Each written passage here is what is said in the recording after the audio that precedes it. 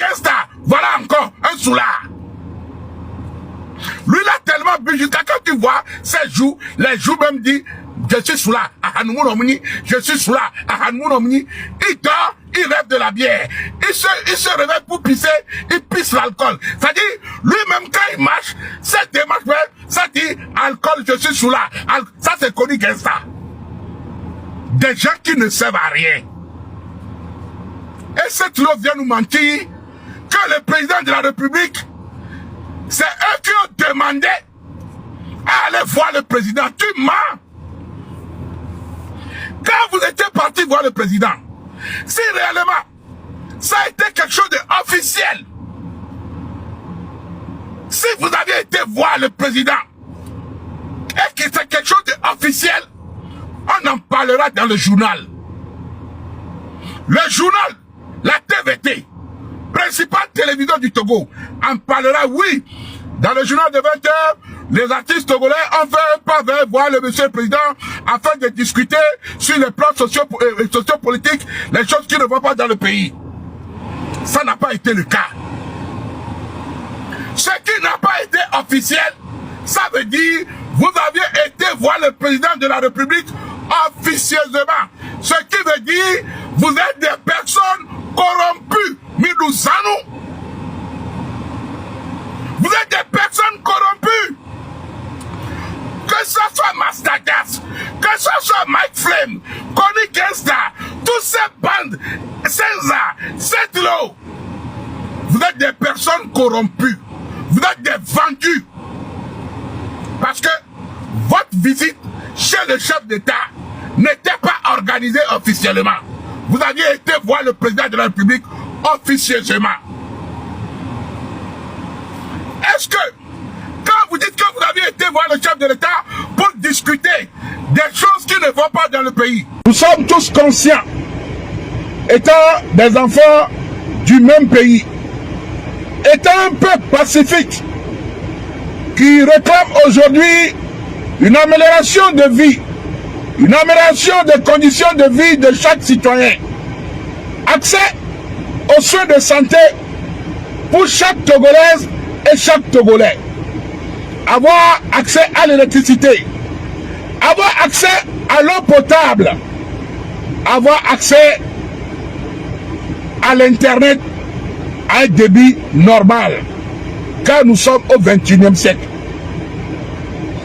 La famille, d'abord, avant d'arriver à ce siècle, je vais vous faire comprendre ceci. Vous imaginez en tant que Togolais, en tant que fils d'un pays qu'on appelle le Togo, nous avions un gouvernement, nous avions l'armée, et dans notre armée, nous avions des fils, des enfants, des papas, des tontons dignes qui représentent ce pays, qu'on appelle des militaires, des soldats togolais. Miguel Zobre, bonjour à toi. À ma grande surprise, quand vous allez au nord du Togo, je voudrais m'adresser à mes frères compatriotes de l'armée. Un Togolais, un militaire togolais, il ne gagne pas plus de 200 000 par mois. Mais au même moment, nous avions des Turcs, des militaires turcs qui résident actuellement au nord du Togo, soi-disant qu'ils vont lutter contre les terreaux.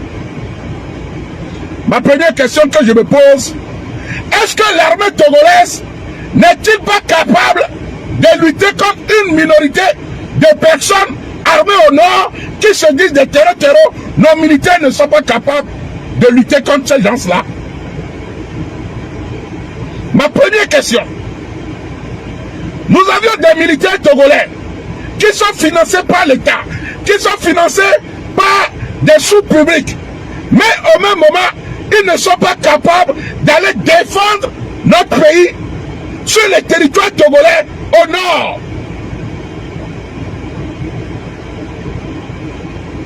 Vous pensez que nos militaires ne sont-ils pas capables de défendre notre territoire? Si c'est le cas, alors pourquoi ils sont là? Alors pourquoi on les appelle encore des militaires? Je pense que ce n'est pas le cas. Mais la vraie raison, je vais vous la donner.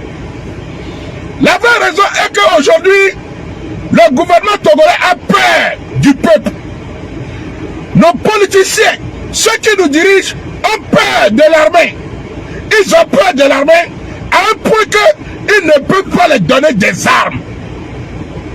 Ah oui?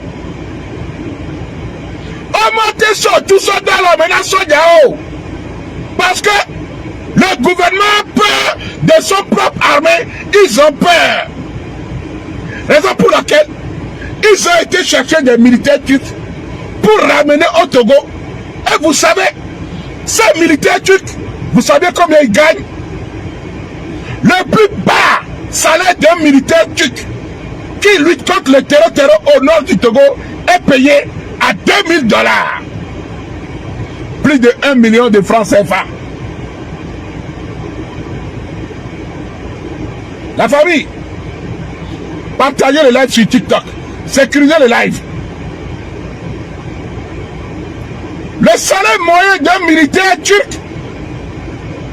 n'est pas moins de $2000, équivalent à 1 million de francs CFA. Il est logé, il est nourri, c'est-à-dire tout fourni.